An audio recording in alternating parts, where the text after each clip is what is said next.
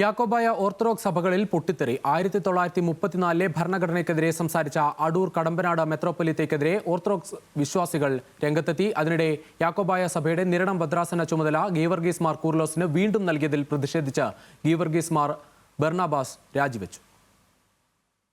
Thomas പ്രഥമൻ കത്തോലിക്കയുടെ കാലത്തായിരുന്നു യാക്കോബായ സഭയുടെ Niranam ഭദ്രാസനാധിപൻ doctor Geevarghese Mar Coorilos മെത്രാപ്പൊലീത്തയുടെ ചുമതലകൾ ഒഴിഞ്ഞ് സന്യാസ ജീവിതത്തിലേക്ക് പോയത്. അന്നു മുതൽ നിരണ ഭദ്രാസന ചുമതല ഗീവർഗീസ് മാർ ബർണാബസിനായിരുന്നു. ഇതിനിടെയാണ് ഡോക്ടർ ഗീവർഗീസ് മാർ കൂറിലോസ് ജൂൺ 1 മുതൽ തിരികെ ഭദ്രാസന ഭരണ ചുമതലയിലേക്ക് വരുമെന്ന് ശ്രേഷ്ഠ കാതോലിക്ക ബാവ ഇന്ന് കൽപ്പനയിറക്കിയത്. ഇതിനു പിന്നാലെയാണ് ഗീവർഗീസ് മാർ ബർണാബസ് രാജിവെച്ചത്. സ്വതന്ത്രനായി പ്രവർത്തിക്കുമെന്ന് മെത്രാപ്പൊലീത്ത പറഞ്ഞു.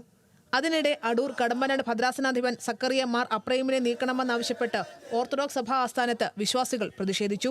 സഭാ കേസിലെ സുപ്രീംകോടതി വിധിയും ഭരണഘടനയും തള്ളിപ്പറഞ്ഞതിലായിരുന്നു പ്രതിഷേധം. ഓർത്തഡോക്സ് സഭയിലെ അടൂർ കടമ്പനാട് മെത്രാപ്പൊലീത്ത സഭാ നേതൃത്വത്തെ പള്ളിപ്പിടുത്തക്കാർ എന്ന് ആക്ഷേപിച്ച് പ്രസംഗിച്ചത് ന്യൂസ് മലയാളം റിപ്പോർട്ട് ചെയ്തിരുന്നു.